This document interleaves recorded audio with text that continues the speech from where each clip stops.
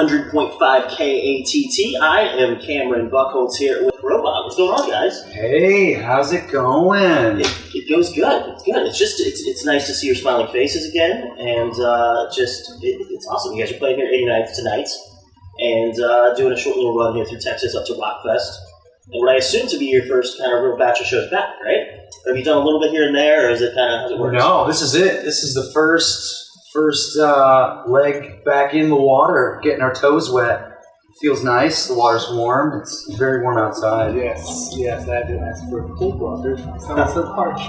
Yeah, I mean it's whatever it is, 95 degrees or something stupid. And Love it. You know, July in Oklahoma. That's how it works.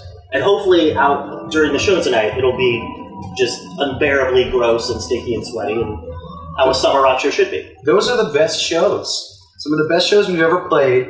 I've been in places with no AC, and everybody's just sweating their skin off.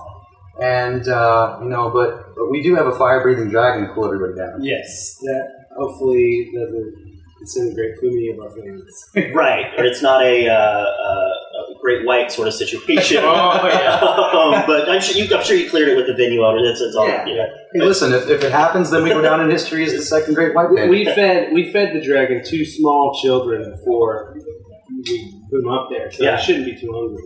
Yeah, they were on sale at Walmart. Okay. Now, it seems like, just judging what's back here behind the camera and whatnot, even what's on the table, is you guys use some of the time that you were able to play shows making arts and crafts. That's this guy, right? Yeah, I enjoy doing that. Yeah. You've got the paper mache and the foam and but this is home of the Flaming Lips here in Oklahoma City, so that's sort of weird. It's totally seems normal here. Love it. Yeah, we just want to be slowly morph into Spinal Tap. That's really all we're trying to do. I mean, what you've made, it seems like, is already way more advanced than Tiny Stonehenge. So I think you're on the right track. But is it this kind of the first run that you guys have had this sort of production? Well, the Egg's been with us for a little while, Okay. as you can tell.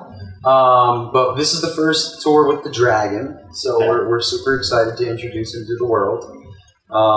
Him or her, I don't really know the sex of the Dragon. I mean, I guess it really doesn't Well, matter. it doesn't have the bottom half yet, so it could be either. You'll figure it out next time you go back in your arts and crafts lab. Yeah.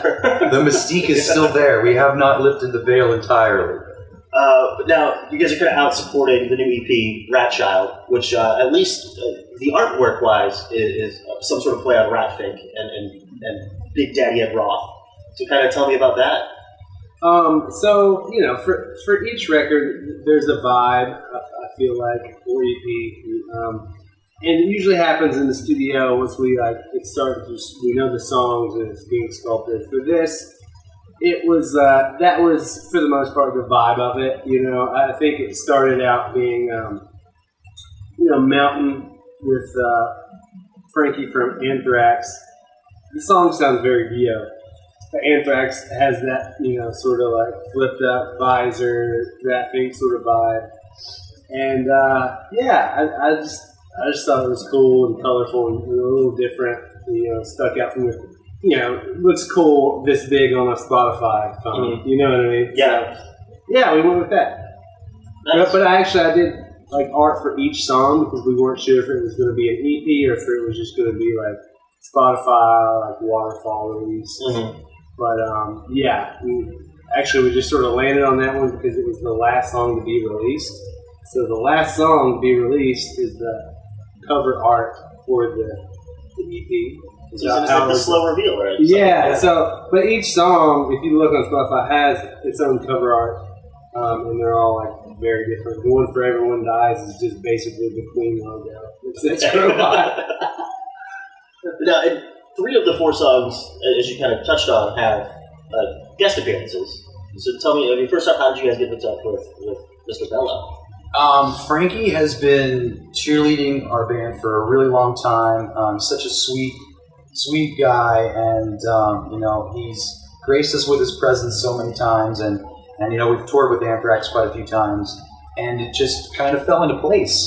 With all the time that we had off, we were able to write a lot, but I think we had that one in the bag for a little while, actually. Yeah, it didn't get on Mother Brain just because the album had a different vibe. We loved the song. It was just like, well, let's save this one for down the road. For something that fits in a little better with what we're doing.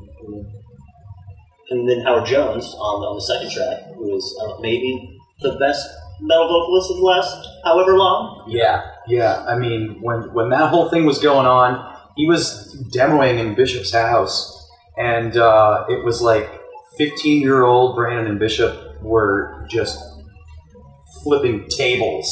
It was just an incredible experience to work with him. I mean, he's such a melodic monster that it just it was cool for us as fans of him to have him sing on a Crobot song. Yeah. So. And then the third person, I'm actually, excuse my ignorance, but I don't think I was familiar with the person who guested on the third track. And I'm not even going to try to pronounce the name right now, because I don't think I can get it. So do you not get the joke? Is it? No, I guess not. Styx Zidania. Oh, I get it. Styx Okay. Zidania? So it's not a real person? Well, it is, but it's still Panther. So okay. I didn't the realize drummer that. is still Panther. Gotcha. That so makes sense. yeah, it's a nice. I feel very dumb, but you know what? Yeah, sexual innuendo. Over my head. I'm too innocent, I guess, and it just wasn't. We were on tour with him, and I was tattooing him in the green room, and he was playing demos, and he had this piano thing, and we both loved it, and we started working on it over the pandemic, and it came together pretty quick, and we just slowly worked on it and recorded it at our houses, and he mixed and mastered it, and yeah, man, that was a really cool experience. Awesome. And now, going back to the last record, Mother Braid, which you guys kind of only had like 6 months or so to really try to push it before everything shut down. So, like, it must be kind of weird going out now because there's probably a lot of markets that you still haven't even played Mother Braid songs in. That's kind of the Crobot curse, we call it. Yeah. It's happened.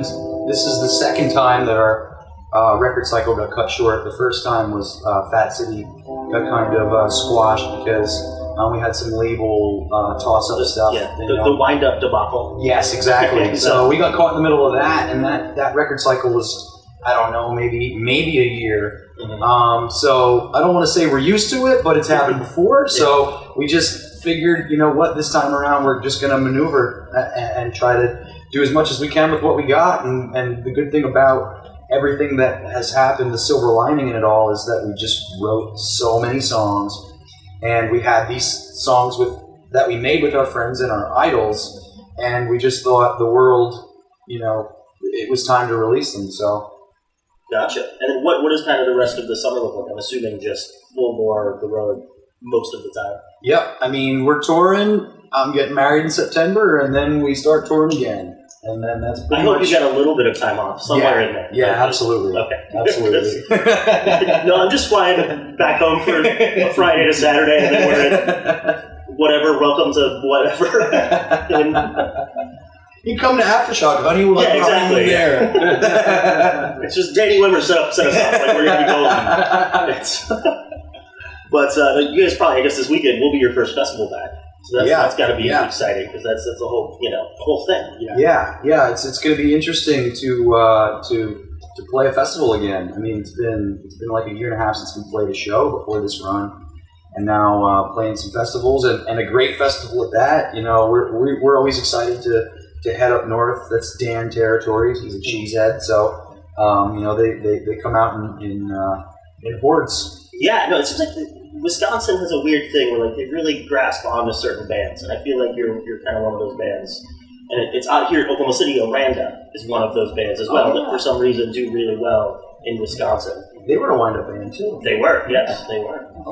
And you'll be hanging out with our buddy Lou Brutus up in Wisconsin and doing all that stuff. So I think his producer's going to be at the show tonight. So. Oh, nice! Very cool. Indeed, man. Well, I always appreciate the time from y'all, and good to see you. Stoked for the show, and just thanks.